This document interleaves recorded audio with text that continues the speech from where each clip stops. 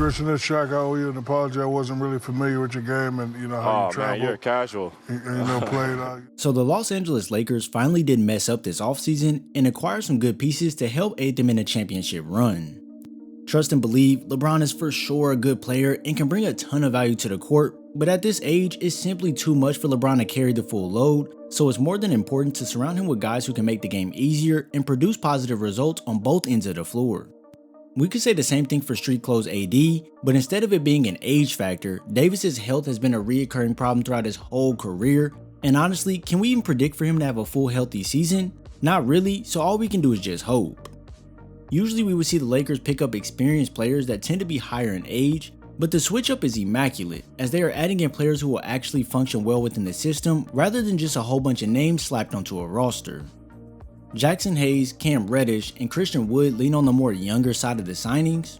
And then if we look at some good additions who can perform at a high level just maximizing their role on the court, Taurean Prince and Gabe Vincent offer a tremendous amount of value and have proven that they can help on the offensive end and defensive end. All of these signings address the Lakers' issues that were very apparent. And not that I need to say them, because I'm pretty sure me and you both know most of them, but for the people that aren't that aware, they were lacking a little bit defensively, needed versatile wings, and desperately needed to do something about the bigs down low. All season long, people were throwing jokes at the Lakers and spewing all types of negative things in the air, but let's keep it real, coming up just 8 short games of an NBA title shows that they have the right core to take on this Western Conference. And with the newly improved team, let me ask you this, do you think the additions can get them over the hump? Whether you do or you don't think it'll get them over the hump, wait till the end of this video to finalize your decision, because this latest addition makes things even more interesting. With the signing of the 27-year-old Christian Wood, this trade helped solidify the Lakers even more and made up for some of the players lost over the offseason. Now, does Christian Wood come with some problems of his own? Of course, and we can't just skip right over that. Wood has a lackluster defensive skill set which could cause issues down the line, but what's even bigger of a red flag is that it's been reported that Wood doesn't have the best attitude. Obviously those things most likely played a factor into why he hasn't been picked up until September and was on the market for the vet minimum. For the Lakers, the attitude and lack of defensive ability is something that they will have to tend to and work on, but when it comes down to the value that they get from Christian Wood compared to how much they had to spend on him, it's literally a no-brainer that they will go ahead and scoop him up.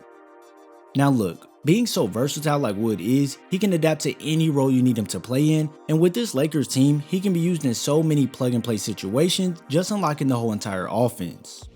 Being one of the best big man shooters in the NBA, Wood connected on 37% of his 4 3-point attempts per game, just spacing the floor, making opposing bigs have no choice but to step out and guard him. Now you may ask, okay sure, he can shoot the ball, but what exactly does that do for the Lakers? Well, as we all know, the Lakers were the 6th worst 3-point shooting team in the league at 34% per game, so immediately by bringing in a near 38% shooter from deep, this helps them be more of a threat from the outside.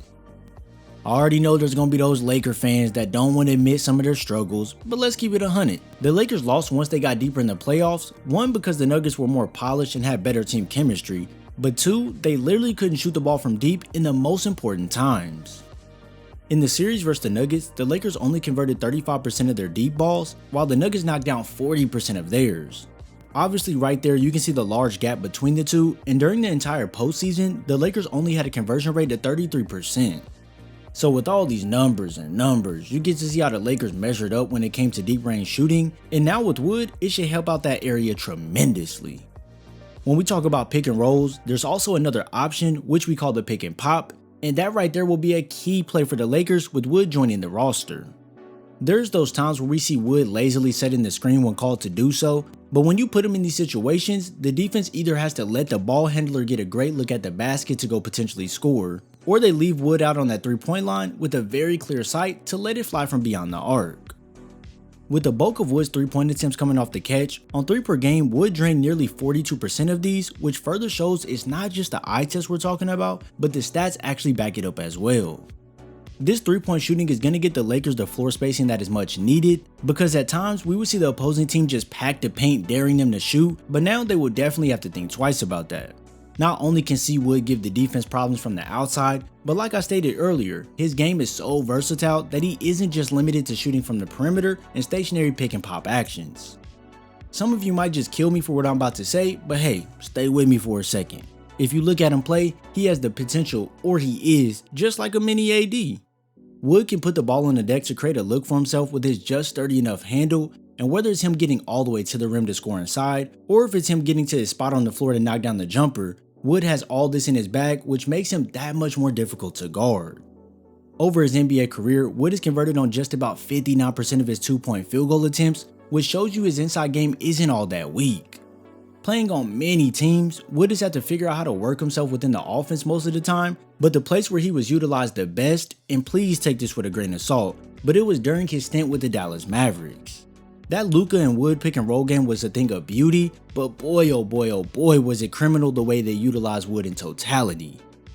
But hey, that's all in the past, and with many ball handlers and LeBron with his high IQ, we should start to see Wood in these actions a whole lot more. The two-man game in basketball is one of the most perfect ways to get a good look at the basket, especially when you're involving a big man who can not only shoot, but he can also string together the handle so he can go get a bucket inside. So as you can see, this is a golden play to go to for the Lakers when you have a guy like Christian Wood.